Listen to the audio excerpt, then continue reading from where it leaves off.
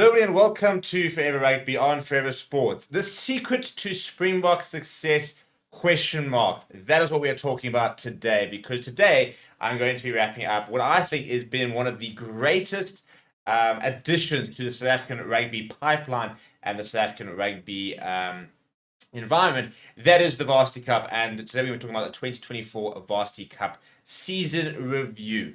And now, before we get into exactly how it sort of all transpired, as to why I believe this is the secret to the Springbok success, please do smash like on the video. Please do subscribe to the channel as well.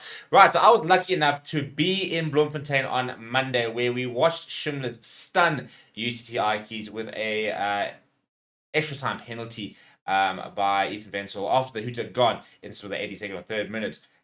Give Shimla's the win against UCT, despite what I think personally the UCT being the better side on the night. Just couldn't quite keep Shimla's down, which, credit to Shimla's, they were fantastic.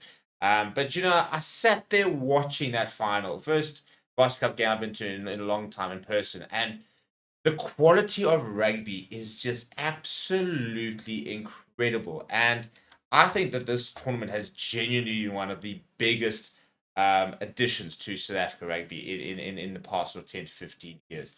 Now, the reason I say that, and I'm going to review the season a little bit, I'm going to talk a little bit about some of the players, stuff like that, which I'm going to do more into focus. We're going to be looking at the award winners, the stars of the Varsity Cup in a separate video, which I think I genuinely really recommend you watch. I do think they have a potential future, at least URC players in there, if not potential Springboks, because we have been watching potential Springboks in the making of the Varsity Cup. And the reason, like I said, with that much confidence is the history speaks for itself. This is a competition that produced 13 World Cup winners in the 2019 Rugby World Cup squad, and as many as 15 of the players involved in last year's World Cup were also part of the Varsity Cup at some stage of their career. And the Varsity Cup has only gotten better since a lot of these players have played for them, to be honest. A lot of these players were playing in sort of 2012, 13, 14, 15. Some of them sort of as recently as 2018, 19. But since then, since the beginning of when these players are, the Varsity Cup has expanded. It's got a Varsity Shield. It's got more promotion mitigation. The level of professionalism has pretty much doubled. And I think that this competition will continue to add so much value to the South African rugby climate. If you look at some of the players, for example, that played Varsity Cup rugby before, going on to play for their unions, Currie Cup, URC, Super Rugby, Springboks, it includes the likes of Eamon Etzebeth, Trevor Nyakane, Andre Pollard, who won the Varsity Cup.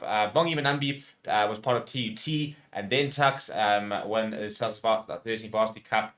Franco Mosses, Archer Snyman played Young Guns. Trevor Nyakane played. For me, the biggest success story is Hershey Yankees. That was literally a player that would not have been a World Cup winner had he not played Varsity Rugby. This is a player who was the number 9, actually watched play in the Varsity Shield, the second tier of this tournament, when UWC got promoted, and it was absolutely sublime for them. Then was brilliant for them in the Varsity Cup, got picked up by Western Province, played for the Stormers, had a breakthrough season at the Springboks, and he's a World Cup winner. He might not have ever gotten a career if it wasn't for the Varsity Cup. Apiro Dianti, yes, we know how it hasn't quite picked up, but he's another one, Varsity Cup product. And I think this is a competition we have to take so seriously because it just produces so much talent. But let's look at this year's tournament and sort of what my thoughts were for it. Now, Shimmer's coming out with the victory. They beat UCT. Those teams actually finished 3rd and 4th on the log. If you looked at the log, the top place side, NW Eagles, who were last year's champions, went down to UCT in a phenomenal game from UCT, whilst the Shimlers went away to Stellenbosch and beat Marties. And so, yeah, it was a bit of an unlikely champion in Shimlers, and if the Ikes had won, I'll tell you what, that would have been a bit of a snatch and grab, given the fact that they came 4th on the log. But it's a very special project there down in Cape Town. Tom Dawson Squid has got a really good coaching staff together, likes of Josh Strauss, Robbie Fleck involved, so many good people involved in the various teams, and they've been in 3 Varsity Cup finals in a row, or in the last 4 years at least. And you can't quite get over the line, but play some fantastic rugby. And I look back at some of the rugby, and they're definitely some stars. And Koza Makaza, for example, for UCT, the all-time Varsity Cup point scorer, was named the player of the season. Watching on Monday, I don't see how he doesn't get picked up by a professional. You know, he should be playing at minimum. I think a lot of these players will play Varsity Cup. I mean, Varsity Cup will play Currie Cup in the coming months. But I mean, somebody like a Makaza, for example, a Reynolds Kraus for UCT, even Ethan Wenzel, maybe. You know, there are lots of players who I think are very much ready to be part of URC squads, and this is sort of an opportunity for these players to express themselves, but more important, it's game time. You know, these players can get involved in. A lot of these players are contracted. You know, I mean, a lot of the Vits and UJ players are contracted to the Lions. Previously, a lot of Tux players have been contracted to the Bulls. You know, your Marty's players are, you know, lots of them are part of the Western Province Rugby Institute. So a lot of these players are in the system, in inverted commas, but the problem with that is game time, for example, and exposure. And some of these players will be part of the institute, and they'll, you know, they'll play. You know, now we've got under 20 competitions, for example, under 21 and stuff like that.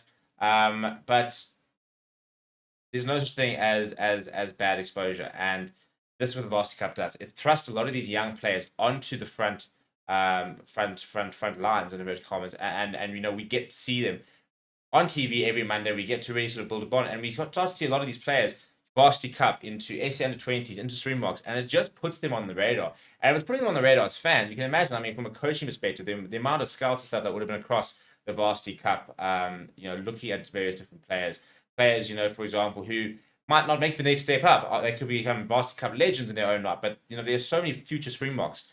You know, I was watching the UCT, the centre pairing for UCT on Monday. Josh Ball in particular, the number 30, is an absolutely phenomenal campaign. Asad Moos, for example, the UCT scrum off, he is going to travel with the S under 20s to the Rugby Championship, that under 20 Rugby Championship. And I thought, you know, you're watching him and you think, yeah, that's a special player. So I want to know what you guys think about the Varsity Cup. You know, how important is it? You know, is it one of those things that, you know, all these players would have made it regardless? I mean, I think a lot of them might have, some of them wouldn't have.